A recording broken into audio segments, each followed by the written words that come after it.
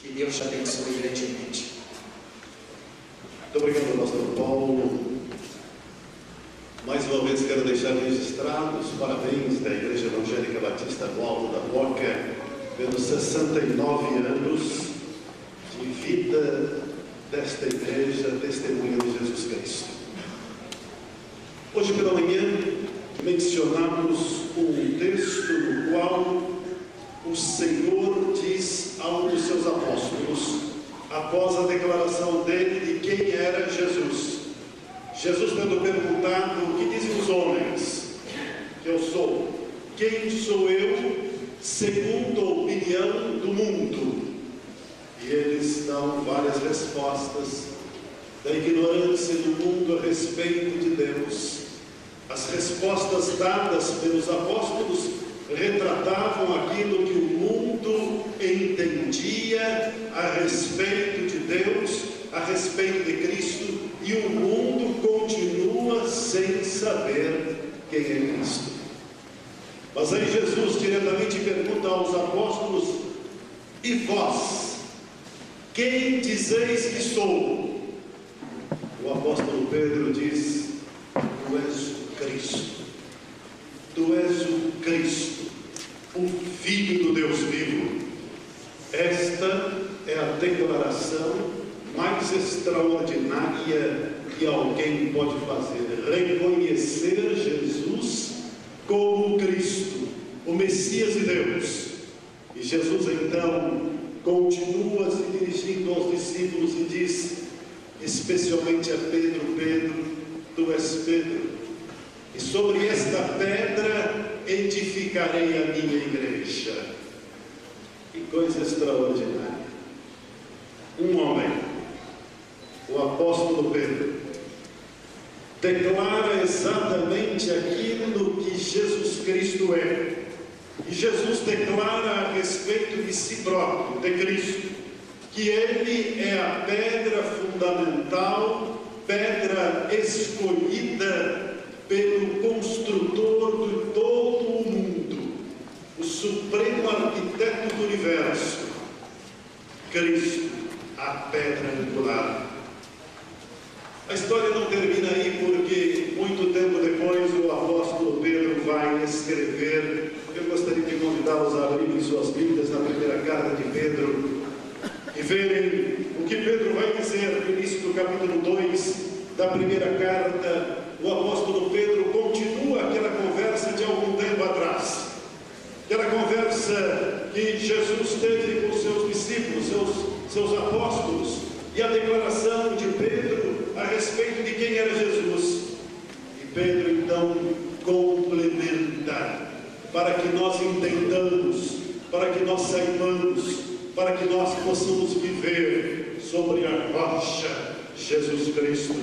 No capítulo 2, no verso 4, Pedro diz assim: cheguem-se a Cristo, que é a rocha viva, rejeitada na verdade pelos homens, mas de grande valor para Deus que a escolheu. Vocês também se tornaram pedras vivas para Deus usar na edificação de sua casa espiritual, e são seus santos sacerdotes para, através de Jesus Cristo, lhe apresentar ofertas que lhe agradem. Interessante, que declaração extraordinária a todos os que creem em Cristo como pedra angular, como pedra base fundamental, como alicerce da vida, como sendo aquela pedra viva. Jesus nos dando a possibilidade de nos tornarmos pedras vivas para a construção de uma casa espiritual. Tenho conhecido várias casas famosas, casas de residência, casas de governos, palácios construídos com pedras, no Brasil e fora dele, em São Paulo e em vários lugares do mundo, e tenho ficado admirado com as construções extraordinariamente lindas, construções feitas para se tornarem residência de pessoas de suma importância, ou para sede de governos, ou para ações de toda a natureza, tanto cultural como também religiosa. Tenho visto na cidade de São Paulo algumas casas importantes do passado, mansões extraordinariamente belas nos jardins, em lugares que são tidos como lugares de beleza arquitetônica que precisa ser resguardado. O centro da cidade de São Paulo, com edifícios como Martinelli, feitos com pedras sobre pedra. Casas que foram construídas para se tornarem sede de governo. Campos Elíseos, ali bem no centro, perto da primeira igreja batista de São Paulo, Palácio dos Campos Elíseos, o Palácio dos Bandeirantes, extraordinariamente belo, ali no Morumbi, e tantas outras casas construídas com pedras, construídas para serem locais para o exercício de finalidades importantes para a nossa nação, ou para a residência de alguém. Já vi algumas casas famosas. Tive a oportunidade de conhecer uma casa na cidade de Memphis, e era a casa que chamava mais atenção em todos os Estados Unidos da América do Norte. A casa de Elvis Presley, lá em Memphis. E eram muitas as pessoas que passavam na porta para ver a casa de Elvis Presley. Casa bonita, casa feita solidamente, construção edificada com grande valor. Tenho visto no Brasil as casas dos governos, ou a casa daqueles que até se aproveitaram do governo, como, por exemplo, uma famosa casa de PC Farias. Casa que num bairro pobre, em Maceió, se destaca em virtude da sua construção arrojada e bela. Casas de corruptos, casas construídas para serem locais de detenção. Foi demolido há algum tempo atrás em São Paulo o complexo do Carandiru. Quando eu era garoto, eu vi o início da construção do Carandiru. Meu pai trabalhou ali como pintor, e aquele grande complexo se tornando um complexo de prisão terrível, casa de pedra que tira a liberdade dos homens. Tenho visto casas que são famosas como a Casa Branca de Washington, ou o Palácio de Buckingham na Inglaterra, ou os grandes castelos da França, desde Versailles, onde fui pastor e passava à porta do grande Palácio de Versailles diariamente, praticamente, e ali, sede de governo, casa do rei, o Rei Sol, o rei que se julgava mais brilhante do que o astro Sol, o rei que dizia que ele mesmo era o dono da França, que a França era ele, e não apenas que ele era o governador, o rei, mas que a França devia sua existência a ele, Luís XIV. Casas espalhadas pelo Brasil e pelo mundo, feitas de pedra. Casas extraordinariamente lindas, consagradas a Deus, consagradas à religião, consagradas ao bem público, desde Notre-Dame de Paris até outras grandes catedrais como Chartres, mais antiga, Reims, como tantos outros lugares de culto e de adoração. Casas feitas com pedra. Pedras como estas que aqui foram colocadas neste monturo, pedras que conhecemos por aí. Todas elas me impressionaram, mas uma das mais impressionantes casas de pedra que já vi na minha vida foi no Senegal, numa ilha, na Baía de Dakar, uma ilha chamada Gorée. E na ilha de Gorée tem uma casa. Eram várias, foi preservada uma. É uma casa da porta sem retorno. Casa de pedra, com 2 escadarias que subiam para os aposentos dos que comandavam aquela ilha e comandavam o tráfico de escravos da África para o Brasil e para o mundo. E ali tinha uma única porta que dava para o mar, um mar cheio de tubarões, um mar no qual o navio atracava a alguns metros e os prisioneiros acorrentados eram levados e não podiam cair da embarcação tão frágil que era colocada para que eles fossem até o navio e serem colocados dentro dos porões infectos dos navios negreiros. Chamava-se a Casa da Porta Sem Retorno. Está lá ainda, cara. Como marco histórico, uma casa construída de pedras que tirava a liberdade mesmo abrindo-se para um mar esplêndido. A casa na qual milhares e milhares e milhares de homens, mulheres, crianças, jovens fortes passaram por aquela porta para nunca mais voltar à África. Muitos deles morreram comidos pelos tubarões ali mesmo na Baía de Dakar. Outros morreram de doenças nas travessias, indo para países como o Brasil, indo para lugares onde a escravidão os esperava. Casas de pedra que tiravam a liberdade já não mais como uma prisão, mas como uma forma de expulsão da terra natal, e nunca mais veriam o solo pátrio, nunca mais veriam a família, pais e filhos separados, marido e mulher separados, famílias completamente desfiguradas.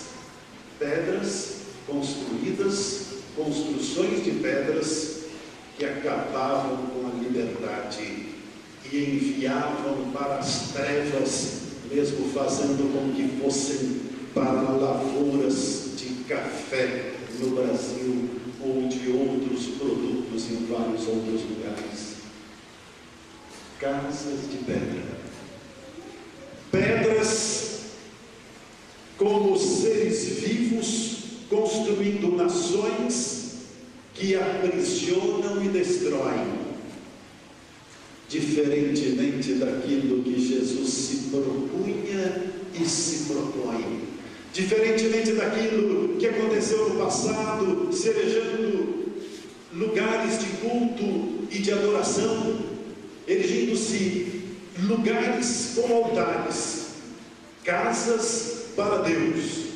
Mas Deus não quer templos feitos de pedras como estas, e nem quer templos suntuosos nos quais os corações estejam vazios.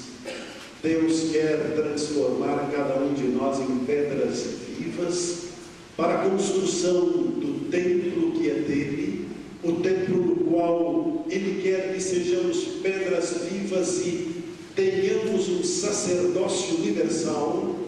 E o apóstolo Pedro então aqui explica aquilo que Jesus disse: tu és Pedro, e sobre esta pedra, não a pedra Pedro, nem mesmo a pedra declaração de Pedro, que Pedro falou, mas a pedra Cristo, esta pedra angular, que aqui Pedro vai colocando e vai dizendo no verso 4: chegue-se a Cristo, que é a rocha viva, rejeitada na verdade pelos homens, mas de grande valor para Deus que a escolheu. E vocês também se tornaram pedras vivas para Deus usar na edificação de sua casa espiritual. Deus nos quer como pedras vivas para nos tornarmos casa espiritual, casa de bênção, casa de adoração, casa de louvor. Nós como pedras que têm um coração a pulsar,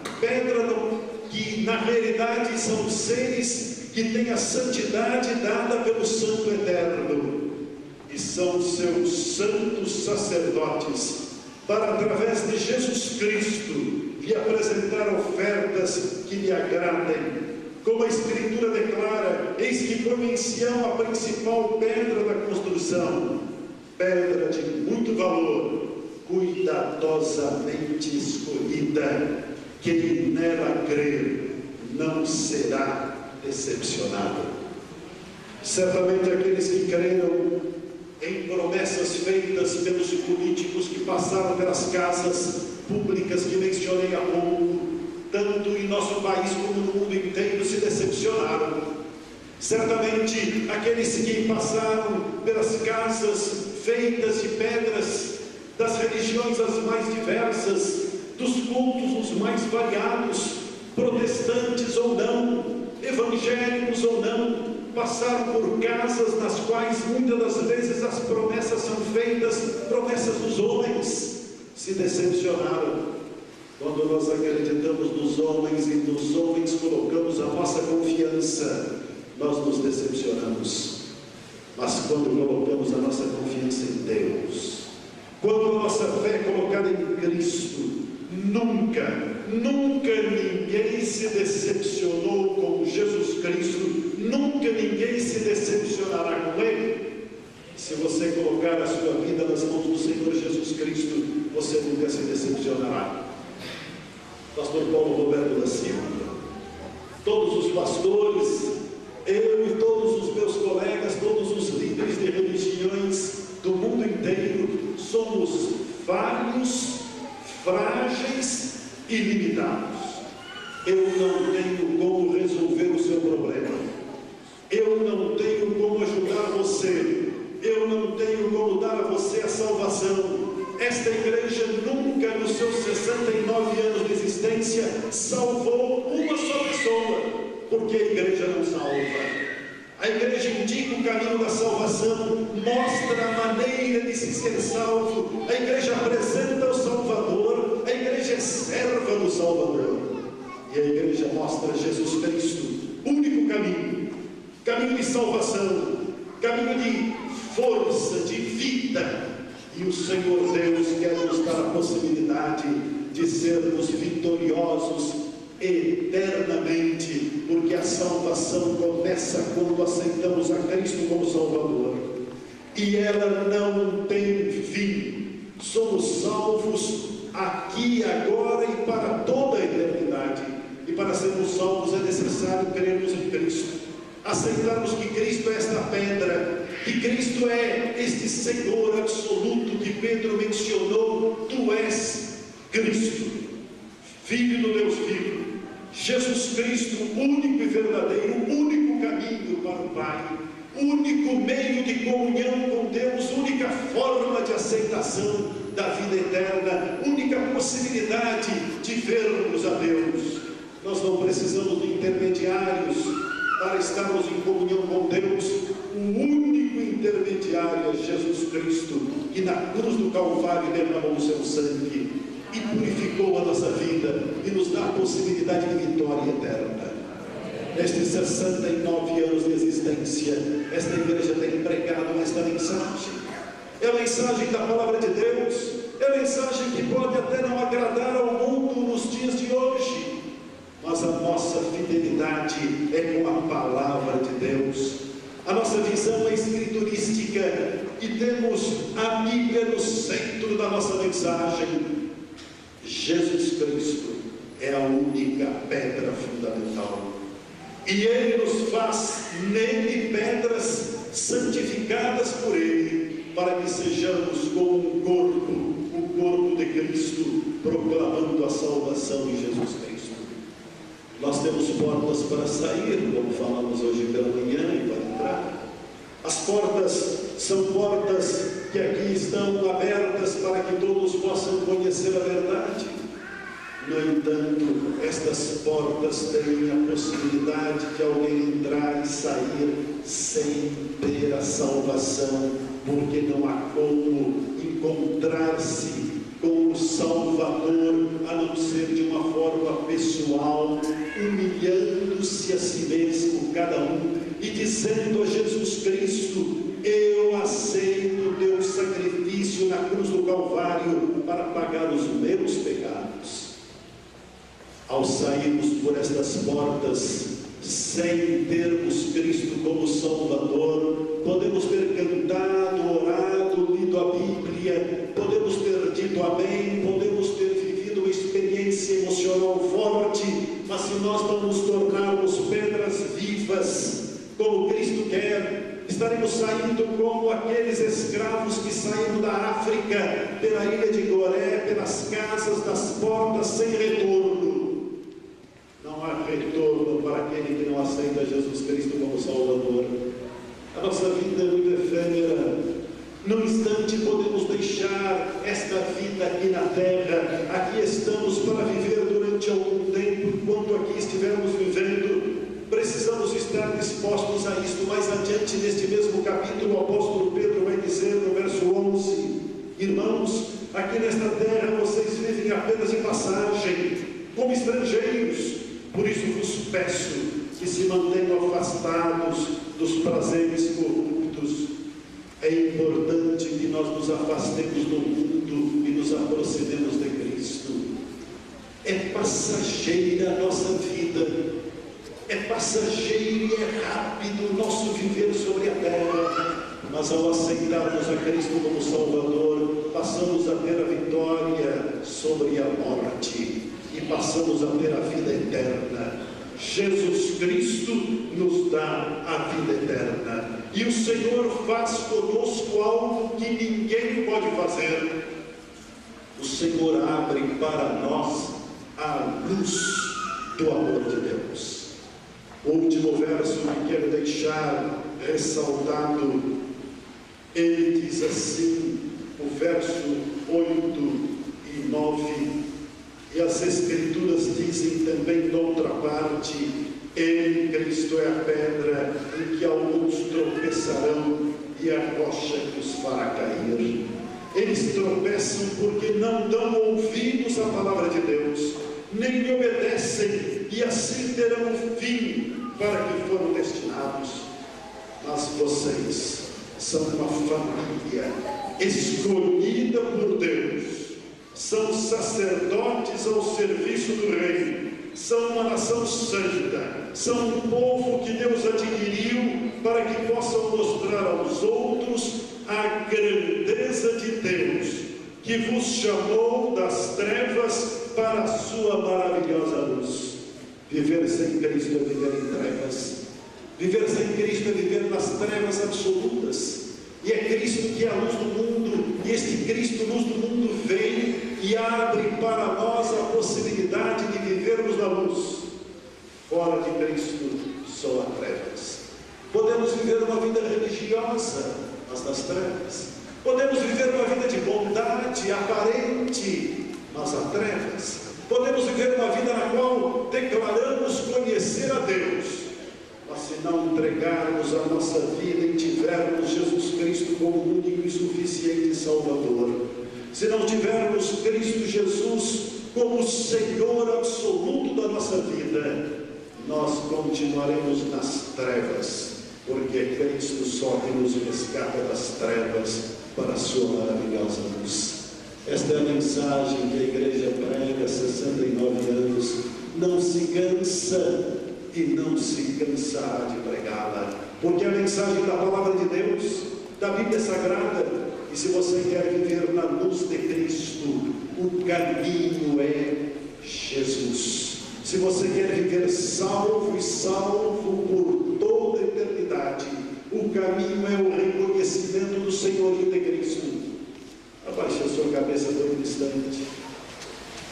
Pense na necessidade agora de você colocar-se nas mãos de Deus e de dizer a Ele: Senhor, eu me entrego a Ti, eu quero Te aceitar como Senhor da minha vida. Eu Te peço perdão pelo meu pecado, pela minha vida distante de Ti, porque tenho sido construção de pedra e com um coração de pedra, mas eu quero me tornar pedra viva, quero me tornar pedra nas Tuas mãos.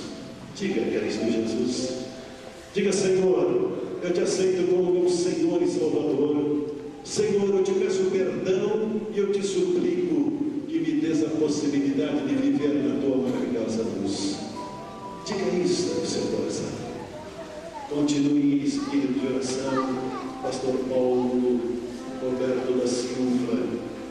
tem a palavra neste momento e que você continue pensando e refletindo que o Senhor chamou você das trevas para a sua maravilhosa luz, para que você seja pedra viva para se tornar Igreja Santa de Cristo Jesus, casa espiritual.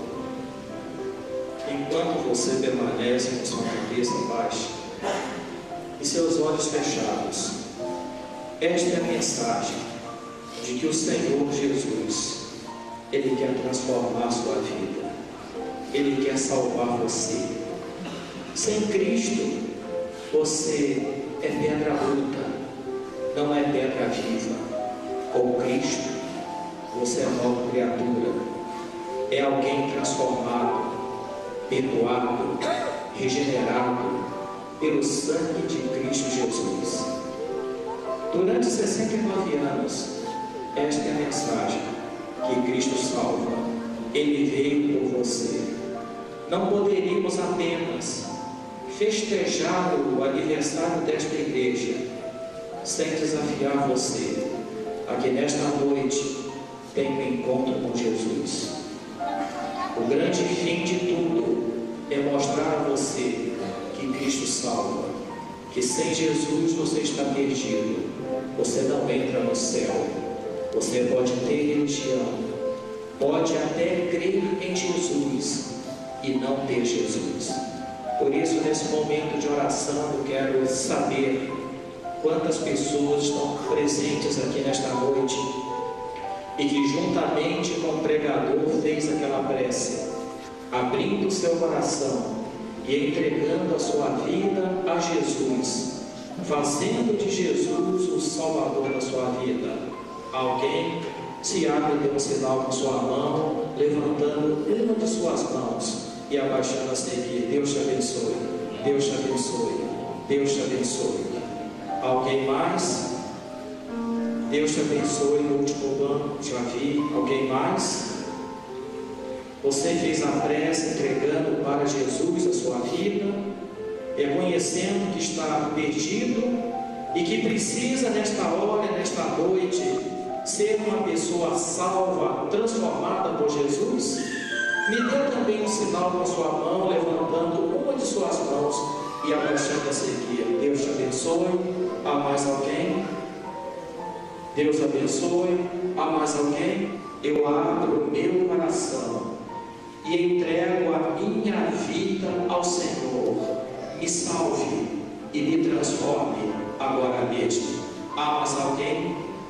Que aqui neste santuário, Deus te abençoe, pode abaixar a sua mão. Há mais alguém? Que aqui nesta noite está entregando para Jesus a sua vida?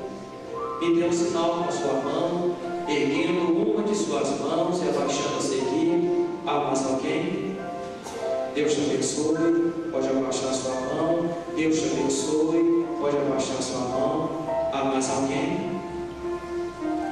Há mais alguém? Eu quero orar, mas eu quero orar por você. Aí onde você estiver sentado, o rapazinho que está ali, aquele outro, vem aqui. Pode vir aqui, lá atrás do último banco, aquela pessoa que levantou a sua mão. Vem aqui. Aquela moça que ali está, vem aqui.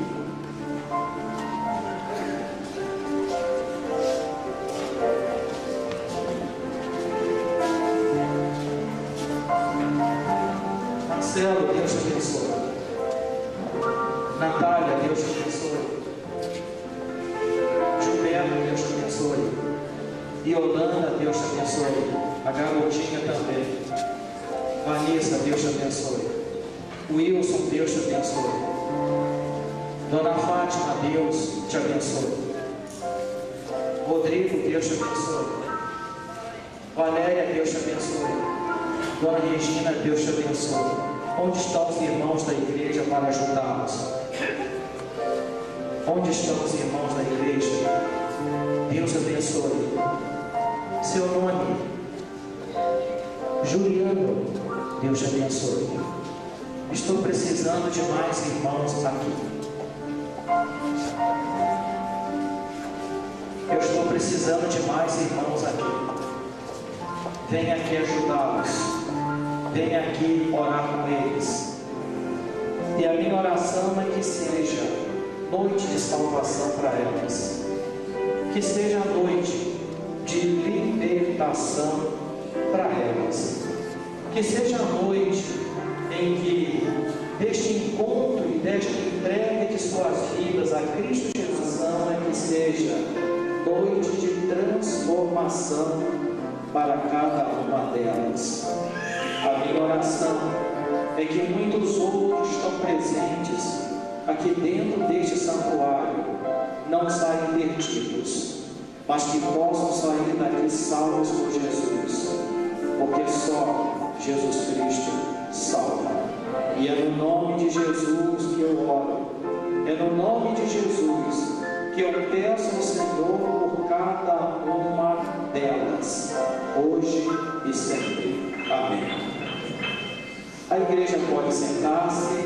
Talvez vocês possam chegar um pouquinho aqui nesse cantinho.